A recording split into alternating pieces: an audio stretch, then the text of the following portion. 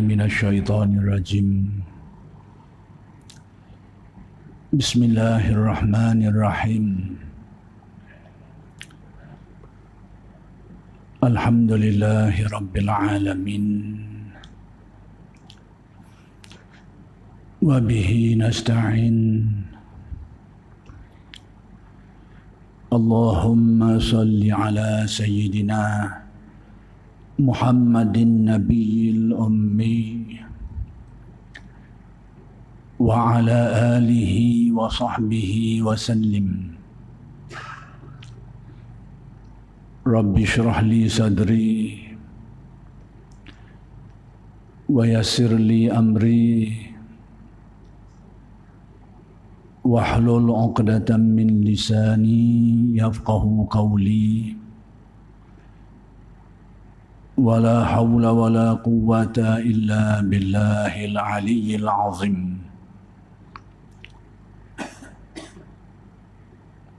إلهي أنت مقصودي ورضاك مطلوبي أعطني محبتك ومعرفتك السلام عليكم ورحمة الله وبركاته Alhamdulillah wa syukru lillah wassalatu wassalamu ala rasulillah amma ba'du. Pertama sekali kita bersyukur kehadrat Allah Subhanahu wa ta'ala yang telah mengurniakan kepada kita nikmat-nikmatnya yang sangat banyak, sama ada nikmat yang zahir maupun nikmat yang batin. Mudah-mudahan Allah Subhanahu wa taala mengekalkan nikmat itu dan menjadikan kita orang-orang yang bersyukur, orang-orang yang mensyukuri nikmat-nikmat yang dikurniakan.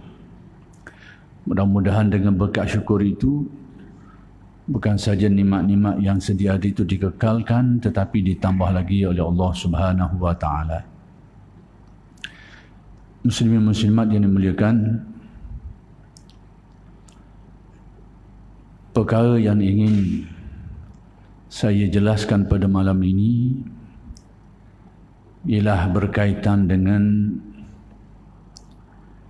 kaedah memahami Al-Quran dan hadis Nabi sallallahu alaihi wasallam. Sekalipun kita ni bukanlah bertaraf alim ulama yang mampu memahami dalil-dalil Al-Quran dan hadis dan mengeluarkan hukum hakam, pedoman-pedoman dan petunjuk daripadanya secara yang bersistem, bermanhaj. Tetapi sekalipun kita tak sampai ke tahapan itu, ke darjah itu, nak faham Al-Quran dan hadis dan nak mengeluarkan hukum hakam daripadanya itu, mungkin kita tak sampai ke darjah tu, paling tidak kita tahu beberapa pedoman yang ditunjukkan oleh ulama-ulama kita dan digunakan oleh mereka itu untuk memahami Al-Quran dan hadis dan mengambil petunjuk-petunjuk daripadanya itu. Kenapa perkara ini dirasakan perlu? Pada saya perlu untuk kita tahu sedikit sebanyak berkaitan dengan perkara ini kerana fitnah zaman. Fitnah yang kita lalui pada akhir zaman ini sebahagiannya berpunca daripada kekeliruan dalam kelemahan dan kekeliruan dalam mengambil pedoman Al-Quran dan hadis, sehingga membawa kepada pemikiran-pemikiran yang menyimpang, membawa kepada kefahaman-kefahaman yang keliru dan sebagainya, yang tidak selari dengan pegangan majoriti umat ini, iaitu Ahlus Sunnah wal Jamaah.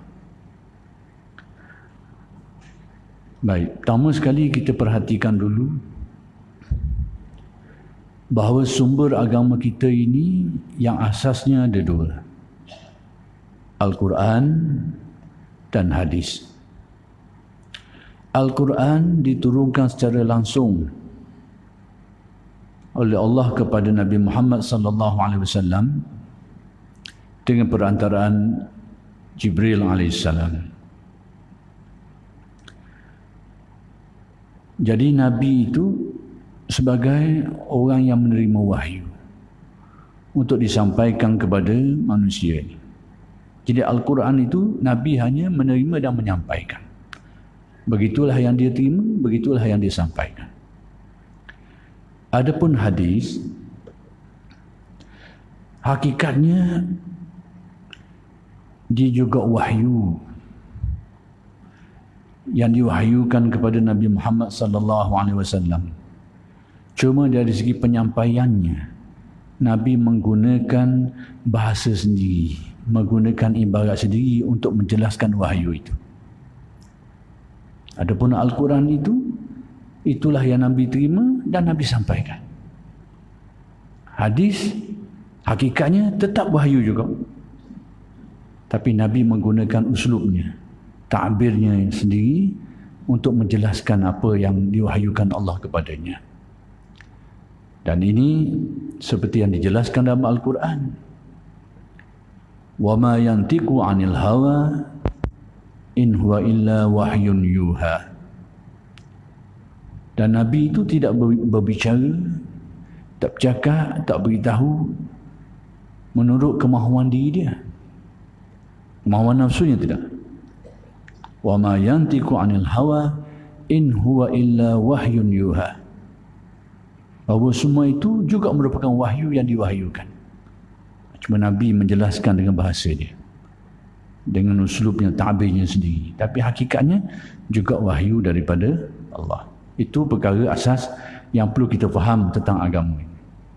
Baik, kemudian dua sumber ni, Al-Quran dan hadis ini, maka para ulama kita ini ada cara, ada kaedah yang mereka gunakan untuk memahami dan mengeluarkan petunjuk, hukum hakam dan sebagainya daripada dua sumber ini. Sebab itu Nabi tidak hanya meninggalkan Al-Quran dan hadis. Memang dalam satu riwayat itu Nabi beritahu, aku tinggalkan kamu dua perkara. Tapi kita kena tengok juga hadis-hadis yang lain. Memang ada hadis, taraktu fikum amrain ma in tamassaktum bihima lan tadillu abada, kitab Allah wa sunnati. Aku tinggalkan kepada kamu dua perkara. Dua Nabi sebut. Selagi kamu berpegang dengan kedua-dua ni, kamu tidak akan sesat untuk selama-lamanya. Itu jaminan. Iaitu kitab Allah, Al-Quran wa sunnati. Ada riwayat lain, wa itrati. Itrah, zuriat, keluarga keturunan aku. Nasab keluarga, yakni keturunan aku ni, ini juga yang aku tinggalkan. Ada riwayat seperti itu. Jadi hadis ini memberitahu dua sumber ini. Tapi kita kena tahu bahawa hadis itu bukan satu. Kena tengok juga yang lain. Maka ada hadis yang menyuruh supaya kita ini berpedomankan juga kepada para sahabat. Alaikum bisunnati wa sunnatil khulafa ar-rasyidin al-mahdiyyin min ba'di. Hendaklah kamu berpegang kepada sunnahku. Sepatutnya cukup dah setakat tu. Tapi Nabi beritahu lagi, wa sunnatil khulafa ar-rasyidin al-mahdiyyin min ba'di. Demikian juga sunnah yang ditunjukkan oleh para khalifah penggantiku yang rasyidin, yang menurut ulama Abu Bakar, Umar, Uthman dan Ali. Ada yang tambah seorang lagi, Umar ibn Abdul Aziz. Dan ikhtilaf pada ulama di situ. Jadi hendaklah kamu pegang pada sunnahku, kata Nabi, dan juga sunnah yang tunjukkan oleh Al-Khulafa Ar-Rashidin ini. Addu 'alaiha bin nawajiz, kata Nabi. Hendaklah kamu pegang sungguh-sungguh, mau gigit dia menggunakan geraham. Maksudnya itu bahasa tamsilang. Yang ini mau peganglah sumber ni dengan sungguh-sungguh. Itu Nabi memberitahu pedoman kepada kita untuk menghadapi akhir zaman. Nabi beritahu fitnah akan timbul. Fasayara ikhtilafan katsira. Orang yang dipanjangkan umurnya, dia akan tengok ikhtilaf, percanggahan yang banyak. Lalu Nabi beri pesan tu, pegang pada sunnahku, alaikum bisunnati wa sunnatil khulafa ar-rasyidin al-mahdiyyin min ba'di, dan juga sunnah para khulafa, para khalifah yang bijaksana. Demikian juga ada riwayat lain yang memberi pedoman kepada kita yang perlu kita faham secara bersekali. Al-ulama warasatul anbiya. Para alim ulama ini pewaris para nabi. Pewaris, maksudnya pewaris ni bila nabi tak ada, inilah waris dia yang perlu kita berpedoman kepada mereka itu.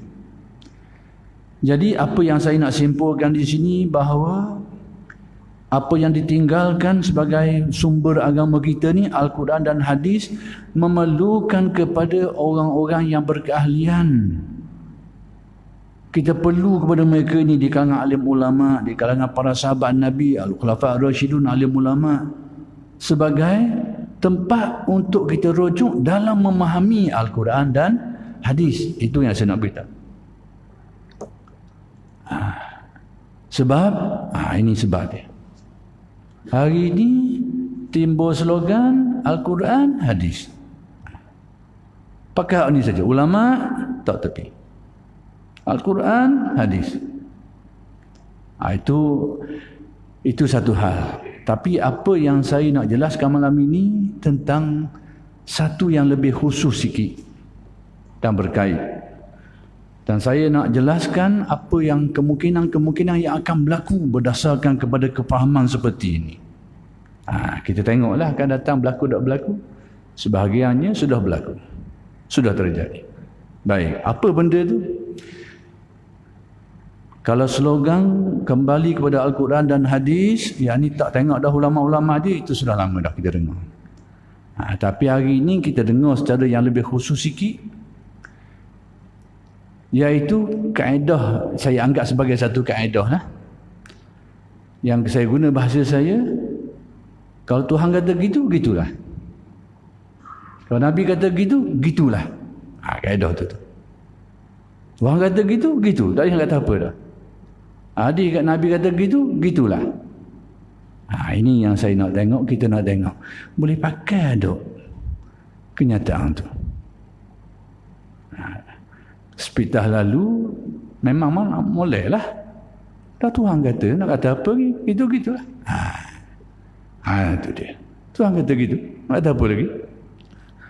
Tapi kalau kita tengok secara umum, comel lah nampak. Tapi kalau kita perincikan, baru nampak. Baru nampak hal dia tu. Nampak permasalahan yang akan timbul daripada kenyataan tu. Jadi saya nak beritahu bahawa ulama-ulama kita ni dalam memahami Al-Quran dan hadis Nabi SAW, mereka ni ada kaedah. Dalam Al-Quran ada ayat yang muhkamat, yang jelas terang. Ada yang mutasyabihat, yang kekeliruan. Yang mana nak faham ayat mutasyabihat ni, maka ulama telah menetapkan kaedah-kaedahnya dan kena adungkan sekali dengan ayat yang muhkamat ni, hak jelas ni. Mana ayat yang jelas muhkamat, nak faham ayat mutasyabihat, kena adu dulu. Dan ada kaedah nak faham ayat mutasyabihat. Itu. Kemudian ada nasakh dan mansukh. Ada ayat-ayat yang dinasahkan, hukumnya, ayatnya dikekalkan. Tapi hukumnya dinasahkan. Ada. Kemudian ada yang am, ada yang khas. Ada ayat-ayat tertentu tu disebut secara umum, am. Tapi ada ayat lain yang mengkhususkannya pula. Ada yang mujmal, ada yang mufassal, ada yang diumumkan, ada yang ditafsirkan. Jadi ulama-ulama kita yang alim ulama mujtahid ini memang telah menyelami perkara ni. Telah melalui liku-liku ni. Dan untuk mencapai tahap menguasai perkara ni bukan kerja ringan. Bukan kerja ringan, bukan kerja mudah. Sebab tu orang yang sampai ke darjah ni orang panggil mujtahid. Orang yang dapat mencapai kelayakan untuk mengeluarkan dalil, mengeluarkan hukum daripada dalil itu. Perlukan kemahiran yang tinggi ni. Itu. Maka sebab itu tidak semua orang boleh jadi mujtahid. Sebab kelayakan itu berat. Payah. Ulama-ulama yang terkenal pun seperti Al-Ghazali, dia tidak dianggap mujtahid mutlak. Mujtahid mazhab, terikat lagi dengan mazhab. Maksudnya mujtahid sungguh ni boleh katakan lebih tinggi daripada tu lagi. Al-Imam An-Nawawi, siapa dia tak kenal Imam Nawawi? Yang syarah Sahih Muslim. Dia juga dianggap sebagai terikat. Kalau sampai mujtahid pun dia masih terikat dengan mazhab. Syafi'i itu orang iktiraf sebagai mujtahid mutlak. Imam Ahmad mujtahid mutlak. Imam Abu Hanifah mujtahid mutlak. Imam Malik mujtahid mutlak. Dan ada beberapa orang, tapi jumlah yang kecil. Tidak ramai jumlah mereka. Nak kabarnya nak sampai ke darjah tu bukan kerja ringan. Orang yang menghabiskan umur, menghabiskan masa dia, umur dia untuk tujuan tu, berkecimpung dalam perkara itu. Siang malam. Bukan sekadar itu saja, orang yang hidup dia tu membuang hal-hal lain kerana tumpuan keilmuan, dan bukan juga itu, tapi tumpuan menyucikan batin mereka ni. Orang yang sangat diyakini, bukan saja ilmu dia, tapi takwa dia tu, kesolehan dia tu tidak diragukan dan diyakini. Ni nak sampai darjah tu. Jadi nak beritahunya Al-Quran dan hadis ni, untuk faham dia tu maka dia ada kaedah-kaedah cara dia. Ada yang umum, dia beritahu umum. Kalau kita pakai umum tu saja, kefahaman kita akan keliru. Ada ayat yang khusus, yang mengkhususkan dia. Sebab itu kalau kita tengok tafsir, ada satu ayat menafsirkan ayat yang lain. Ada hadis-hadis yang menafsirkan ayat-ayat ni dengan erti balik kepada kaedah yang disebutkan tadi. Tuhan kata gitu tu tak boleh nak pakai setakat tu saja. Kalau benda tu, satu ayat tu beritahu cara umum, sedangkan ada ayat lain beritahu khusus dia tu. Jadi kalau terpakai umum saja atas dasar Tuhan kata gitu, boleh menyakit lah. Ataupun ada ayat tu dimansuhkan, tapi ayatnya masih ada, hukum dimasukkan. Dan ada ayat lain yang menasahkannya. Kita pakai juga atas dasar Tuhan kata gitu. Boleh menyakit lah. Itu saya nak beritahu.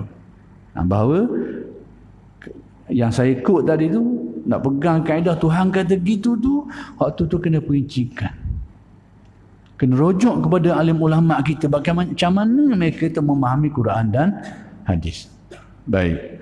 Saya tu nak pergi ke contoh dulu. Saya pergi mukadimah tu nak pergi ke contoh. Contoh ni kita nampak menyakit kat mana? Kat mana menyakit? Slogan secara sepitah lalu comel lah. Tuhan kata gitu, nak kata apa lagi? Memang molek gitu. Tapi pemakaian kita ke mana? Kena tengok pada contoh-contoh baru nampak. Baik.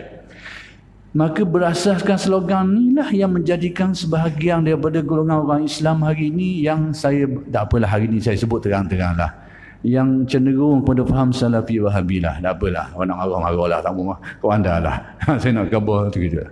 Bahawa ada di antara sahabat-sahabat kita, tak apalah orang nak cenderung pada aliran tu, seruhlah, kata apa. Cuma kita nak beritahu bahawa itulah yang mendorong mereka ni akhir sekali berpegang kepada suatu keyakinan bahawa Tuhan itu di arsy. Kerana kaedah tu dipakai, Tuhan kata gitu. Dan memang ada ayat yang Tuhan sebut macam tu. Tapi nak faham ayat tu menurut ulama kita, maka ada kaedah dia tu. Ayat tu pertama sekali kena kenal dulu. Dia ni muhkamat ke mutasyabihat.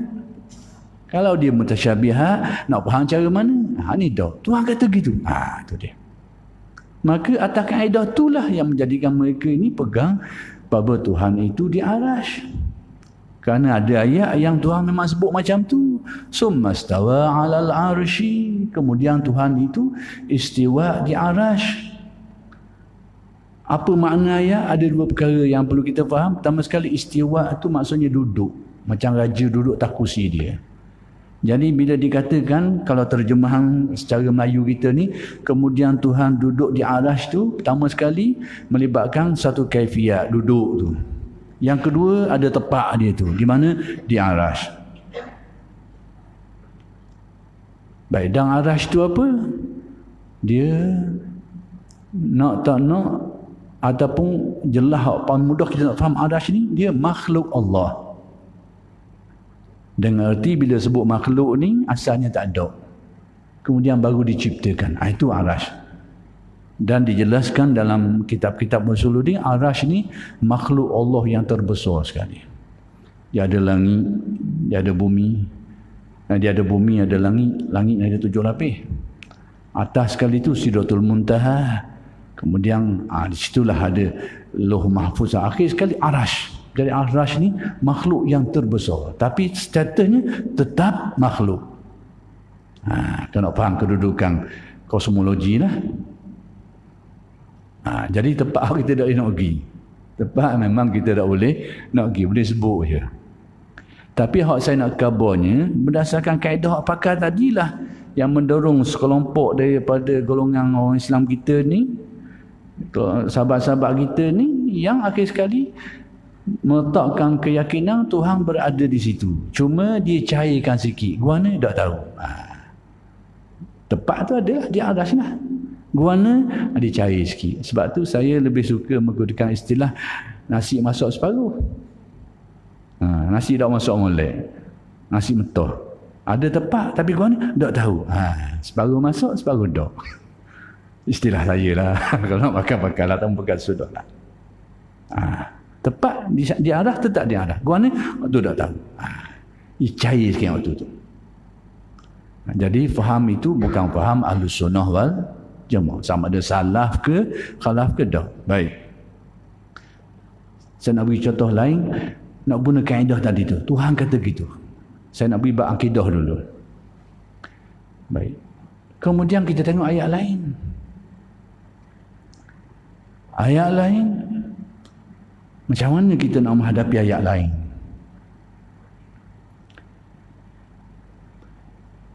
Baik, sebelum saya nak beritahu. Orang yang pakai kaedah ni hari ni kau berani. Kau berani ke mana? Dulu ayat tadi je. Di aras tempat kita tak nak pergi. Dia kata ada situ. Kita pun tak tahu tempat tu. Tak nak pergi. Tapi bila nampak ada orang mula terima atas kaedah tadi, Tuhan kata gitu. Kata apa? Tuhan kata gitu. Lama-kelamaan kita ni orang ramai ni akhir kali masuk dalam kepala lah. Tuhan kata gitu. Dah takkan Tuhan nak nipu kita pula. Selapih kena. Tengok selapih memang kena.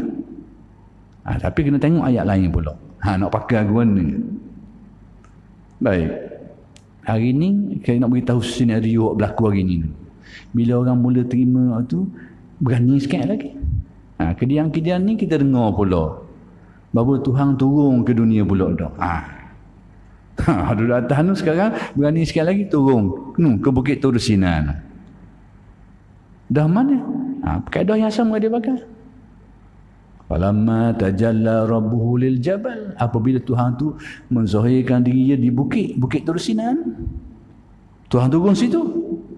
Ada orang tanya, dah turun situ, tepat asal tanah kosong. Dah payah kau ni awak tu. Bila turun ni, tapi nak kata apa? Canggung lah. Jadi, kadang-kadang jadi, nak kata pun bahasa pun payah nak khabar. Tapi nak khabarnya gitu. Berani sikit. Turun ke Bukit Tur Sinan. Ataupun merujuk kepada ayat lain, Nabi Allah Ibrahim, inni zahibun ila rabbi, aku pergi nak tuju kepada Tuhanku. Itu kata-kata Nabi Allah Ibrahim disebut dalam ayat Al-Quran. Tapi ke mana Nabi Ibrahim pergi? Ke Tur Sina. Berdasarkan ayat ni, Tuhan tu ada di Tur Sina. Berani sikit lagi. Sebelum ni tempat awak tak boleh nak pergi. Kediang ni pula berani lagi. Tuhan ada tangan kanan pula. Kita kejut tengok dalam video. Masya Allah. Dibacalah ayat. Jadi kalau pakai kaedah Tuhan kata gitu, memang betul lah. Maksudnya tak salah lah. Perfahaman tadi tu atas kaedah Tuhan kata gitu, tapi kita nak pegang gitu. Inni zahibun ila rabbi, kata Allah. Aku pergi nak pergi kepada Tuhanku tu. Di mana? Yang dimaksudkan oleh Nabi Allah Ibrahim itu ke Tur Sina. Aku nak pergi jumpa Tuhanku tu. Ke Tur Sina. Berarti Zuhair ayat ni Tuhan tu ada situ, Tur Sina tu. Lepas tu ada orang berani kata Tuhan turun situ lah ni. Tapi kaedah yang dipakai, kaedah tadi dah Tuhan kata gitu. Tuhan kata gitu. Ni ingat, kena tengok. Saya Nabi jatuh yang nampak selesai. Nak pakai tuan-tuan, nak pakailah. Tak mau pakai sudahlah. Turutlah ke laut, kau tak mau pakai. Tapi saya Nabi tahu kerana ini saya rasa bertanggungjawab melibatkan akidah pegangan kita. Ni kena tapis molek. Baik, kediang ni kita dengar ada tangan kanan. Dibaca satu ayat Al-Quran. Was-samawatu matwiyatun biyaminih. Langit dan bumi ni dilipat, digulung dengan tangan kanan ni. Tuhan kata gitu. Tuhan kata gitu. Tengok Al-Quran memang ada sungguh ayat ni. Tapi kaedah pakai tu. Tuhan kata gitu. Ada tangan kanan. Kemudian mari akalang pula. Bila ada tangan kanan, ada tangan kiri tak lagi. Ni tak ada dalam Quran lah ni. Tapi akalang dia, mari bila ada kanan, ada lagi kiri. Kalau tangan tu tak kata tangan kanan kiri tu. Bila sebut kanan tu ada pasangan dia tu, kiri. Ni tak ada dalam Quran. Tapi dia kata bila ada kanan, ada kiri pula. Tapi kita hak peliknya, bila dia baca ayat Al-Quran, berkaitan dengan bai'ah, para sahabat berbai'ah dengan Nabi, Allah Ta'ala berfirman, yadullah fawqa aydihim, tangan Allah di atas tangan-tangan mereka. Ni pandai pula dia betul. Dia kata bukan, dia kata Allah Ta'ala menggerakkan tangan. Pandai pula dia tafsir. Apa tak faham Tuhan kata gitu kat tu? Nak kata ke mana? Dia dapat depan mata. Dia tak ada depan mata. Tu pelik, tak ada standard. Tapi nak khabar berani. Ada tangan. Dan tuan-tuan jangan rasa pelik. Akan datang, kalau ada masuk lagi pemikiran, Tuhan tu macam manusia. Jangan rasa pelik lah. Kalau guna kaedah ni, Tuhan kata gitu ni. Sebab apa saya kata gitu? Kerana ada hadis Nabi yang sebut gitu. Ra'aitu Rabbi, ada riwayat sebut Ra'aitu Rabbi fi ahsani surah. Aku tengok Nabi dan Nabi kata aku tengok Tuhanku dalam rupa yang paling molek, paling comel. Ada riwayat lain sebut Ra'aitu Rabbi fi surati rajulin amrad. Aku tengok Tuhanku dalam rupa seorang pemuda yang kacak. Gitu tu dia pakai kaedah tu. Tuhan kata gitu. Tu tak mari lagi. Sebenarnya bukan tak mari, saya dengar dah. Ada dah ni. Cuma tak sampai sini je. Jangan sepelik lah. Tuhan kata lagi. Tuhan rupa manusia. Kaedah tu ibarat Tuhan kata gitu. Tak begitu. Dan jangan peliklah satu hari, dan ini mungkin canggung lagi lah. Jangan peliklah sekiranya ada akan datang yang mensifatkan Tuhan tu sakit. Tuhan tu sakit. Jangan peliklah. Sebab apa? Ada hadis yang sebut macam tu. Hadis kursi. Allah berfirman, abdi maritu falam ta'udni. Wahai hamba-Ku, aku sakit. Tapi mu tak mari ziarah, Tuhan sendiri khabar. Kalau pakai kaedah tadi, Tuhan sendiri kata gitu. Pakai, Tuhan sakit. Jangan pelik akan datang orang kita ni bertuhankan dengan Tuhan, orang dekat curang lanjut. Faham lah? Saya masuk dekat curang lanjut tu. Bukan surga tu. Seberang surga dia tu. Jangan pelik lah. Cuma hak tu depan mata, hak ni tak depan mata. Duduk sini ni. Tapi berkaki, bertangan, berjari. Jari pun ada. Dalam hadis Nabi sebut qalbun mu'min baina usbu'aini min asabi'ir rahman. Hati orang mukmin ni dia berada di antara dua jari, di antara jari-jari Tuhan. Dia jari pula. Okay. Kidang tubik pula ni. Kalau pakai kaedah tadi Tuhan kata gitu, Tuhan ada jari lah. Kena ingat-ingat kaedah tu. Saya kebun ni itulah kaedah orang pakai. Tuhan kata gitu, nak kata apa? Dan kaedah itulah yang digunakan untuk mengisbatkan Tuhan di Arasy. Sebab pakai ayat tu, cuba pakai ayat Hosea Kabur tu pula. Tengok ayat lain pula lagi. Ayat ni pula Kabur, Tuhan ni ada celah-celah kita pula ni. Bukan apa lain, celah-celah kita ni. Mari mana dengar ayat. Allah berfirman dalam Al-Quran. Alam tara anna Allah ya'lamu ma fis samawati wa ma fil ard. Tidakkah engkau melihat bahawa Allah Ta'ala tu tahu segala apa yang ada di langit dan segala apa yang di bumi. Wala yakunu min najwa salasatin illa huwa rabi'uhum. Dan tidak ada 3 orang yang duduk cakap bisik kecuali yang keempat tu Allah. Cari tak? Tengok aku orang dia doa ayat saya kapun. Wala khamsatin illa huwa sadisuhum. Dan tidak 5 orang yang duduk cakap bisik-bisik ni kecuali ada yang kenang tu. Allah yang kenang. Kalau kita pakai kaedah tu, Tuhan kata gitu, ada celah kita ni, celah kita ni. Masing-masing gagah, tengok ada tak? Tapi kalau pakai kaedah Tuhan kata gitu, gitulah benda ni. Tu kena ingat. Kena ingat molek. Itu bab akidah. Lagi bab fiqh pula. Hari ni kita berkeyakinan. Apa keyakinan kita? Agama Islam adalah agama yang benar. Agama-agama lama tu sudah banyak diselewengkan. Kecuali yang berbetulan dengan Islam, maka betullah dia. Pegang kepada ayat, iaitu inna dina indallahil Islam. Sesungguhnya agama di sisi Allah Ta'ala ni agama Islam. Yalah, kita percaya, kita pegang. Agama-agama lama, Yahudi, Nasrani dan sebagainya, ini sudah banyak diselewengkan. Kalau sekiranya ada yang asli, itu dia akan sama dengan agama kita. Tapi kalau dia tidak asli, dia akan bercanggah lah. Kalau kita berkeyakinan kepada Allah yang Maha Esa, tidak ada anak dan sebagainya, maka dalam agama lain berkeyakinan Tuhan tu ada anak. Bukanlah tu. Selewenglah tu. Pegangkan kita sekarang bahawa agama yang benar adalah Islam. Yang lain daripada itu sudah diselewengkan. Kalau ada pun yang asli, kita nak macam mana? Dia akan bertepatan dengan Islam kita. Terutamanya dari aspek akidahnya. Itu nak macam. Tapi hak banyak berkembang ini yang sudah diselewengkan. Itu pegangan. Sekalipun begitu, dari segi kehidupan toleransi, kita tetap kena jaga hak-hak mereka tu. La ikraha fiddin. Tidak boleh kita paksa dia untuk peluk agama kita.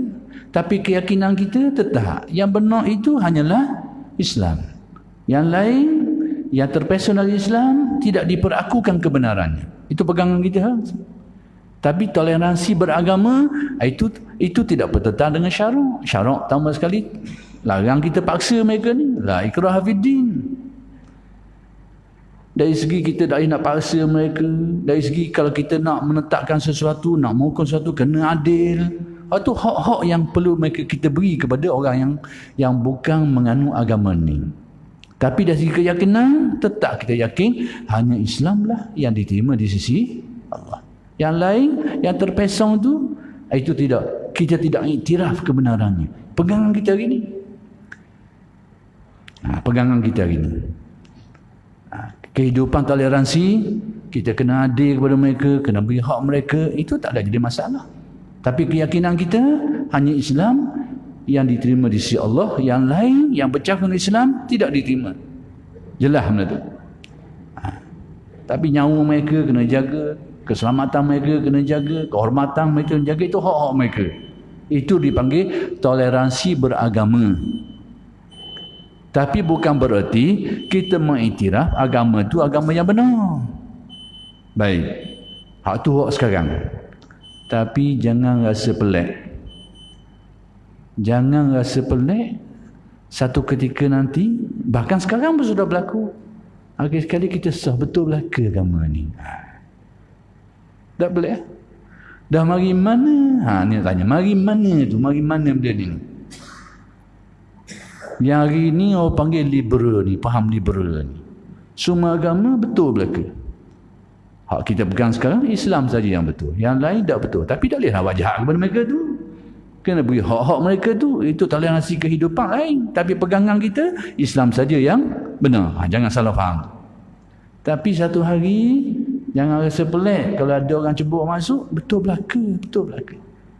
Dah mari mana ni? Mari dari ayat Al-Quran juga. Tapi dipahami dengan kaedah Tuhan kata gitu.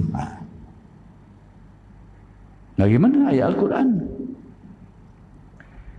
Innal ladzina amanu wal ladzina hadu wan nasara was-sabiina man amana billahi wal yaumil akhir wa amila salihan falahum ajruhum inda rabbihim wala khaufun alaihim wala hum yahzanun. Orang-orang yang beriman, orang-orang Yahudi, orang Nasrani, Kristian, dan kelompok-kelompok Sabi'ah, yakni pengikut-pengikut Nabi Allah Ibrahim yang menyeleweng, yang menyembah bintang-bintang dan sebagainya. Sesiapa di antara mereka ini yang beriman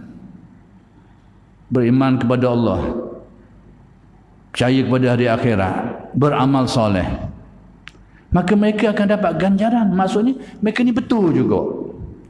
Mereka percaya kepada Allah. Allah Akbar mereka percaya, kok ada? Asalkan mereka percaya ke Tuhan je. Man amana billahi wal yaumil akhir. Dia percaya kepada Allah.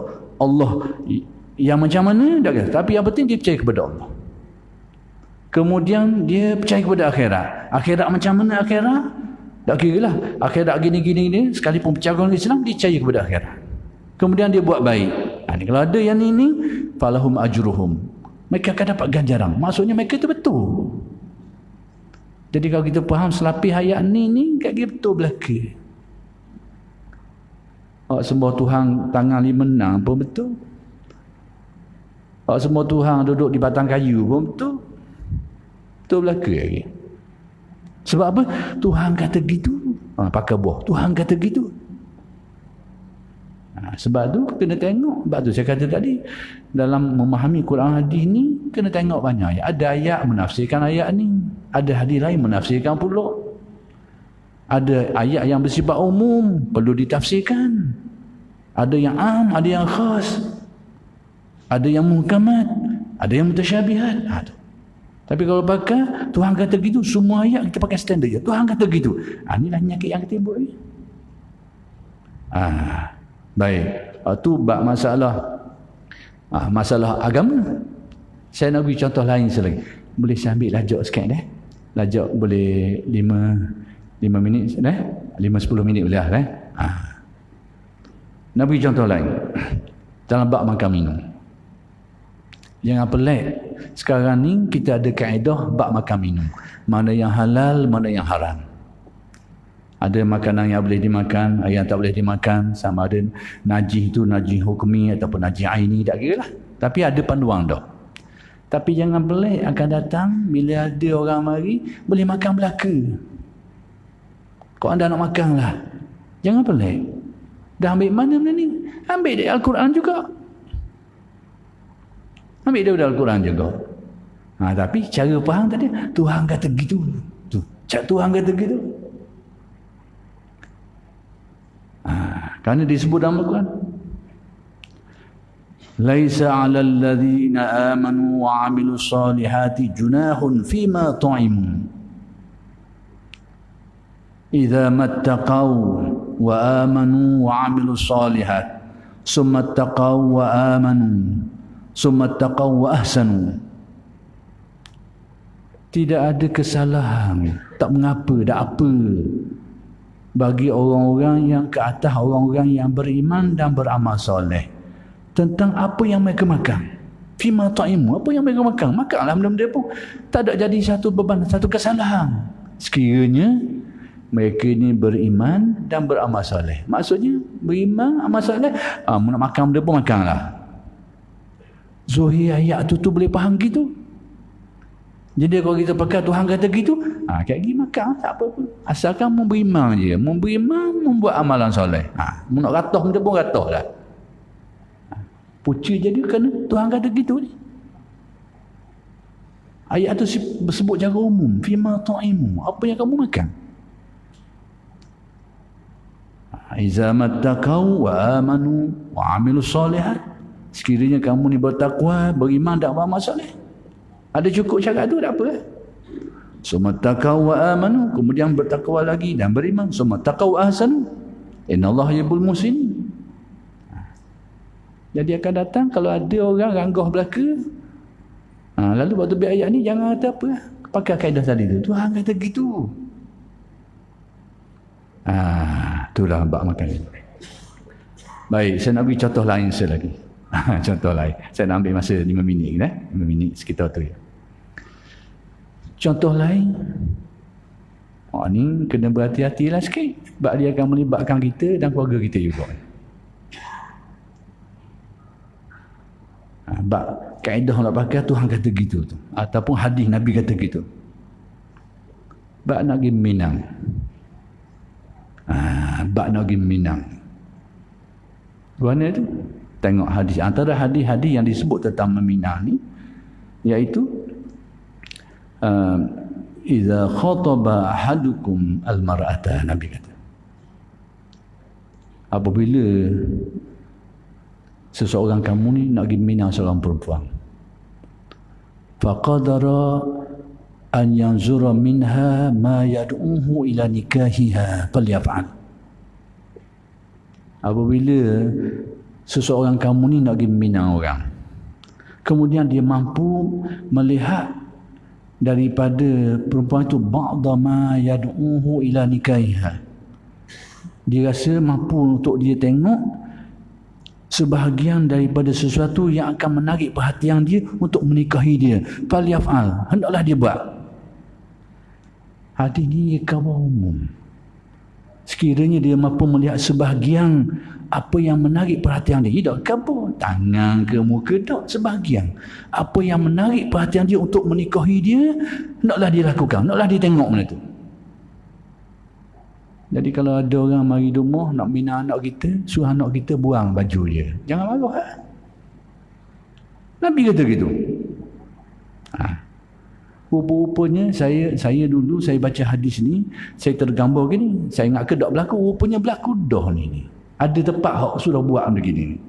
Nak mari minang dia ajak masuk bilik, nak tengok bahagian lain. Mana agaknya kena anak kita lagi. Kaedah tadilah. Nabi kata gitu. Tuhan kata gitu. Tu saya kata, jaga. Dan gaya berfikir ni, tak maaf lah, saya terpaksa sebutlah, itulah gaya berfikir Salafi Wahabi. Sebab tu Salafi Wahabi ni bermula dengan syadid kerah. Sebab masa tu dibaca ayat kerah-kerah. Man lam yahkum bima anzalallah fa ulaika humul kafirun. Siapa yang tidak berhukum-hukum Allah, dia kafir. Kerah. Kediang-kediang dia akan jadi sejarah dia. Saya tak mau khabar situ sini. Sejarah dia ni daripada kerah dia akan pergi akhir kali jadi lembut, akhir dia jadi longgar. Bukan longgar, terloroh ke dia. Dengan cara berfikir seperti itu. Bukan saja longgar, terloroh. Kening. Tak berlaku lagi ni. Nanti tengoklah. Jadi saya terkejut. Saya diberitahu, berlaku dah ni. Mari nak tengok anak orang ni, suruh buka habis ni. Jadi kalau pakai kaedah hadis kata gini, tak nak kata apa. Yang sedia maklum, kita tahulah hadis tu umum, maka adalah penafsiran dia, huraian dia pula. Bagaimana boleh tengok, tapi hadis tu tak khabar gitu. Faqadara an yanzura ba'da ma yad'uhu ila nikahiha. Dia mampu untuk tengok, dia boleh nak tengok apa yang mendorong dia, sebahagian, tidak ke apa bahagian, Tapi sebahagian yang mendorong dia untuk mengahwini dia. Hendaklah dia buat, dia boleh buat. Tak ingat nak tengok betih ke? Nak tengok peha dia ke? Nak tengok bahagian mana ke? Tak tahu. Tapi jangan pakai hadis ni nak pergi tengok orang ni. Saya kabar ni nak suruh orang ingat, tapi jangan pakai awak modal pula. Saya takut orang pakai hadis ni awak modal kaki. Nak kita tengok anak dari orang. Tapi nak kabur kaedah Tuhan kata gitu. Ni lah bendanya. Akhir sekali. Hari ni baru ni timbul isu. Isunya sekarang kita ni menjadi kebiasaan kita. Kita makan, kita baca Bismillahirrahmanirrahim. Sunnah. Dia baca.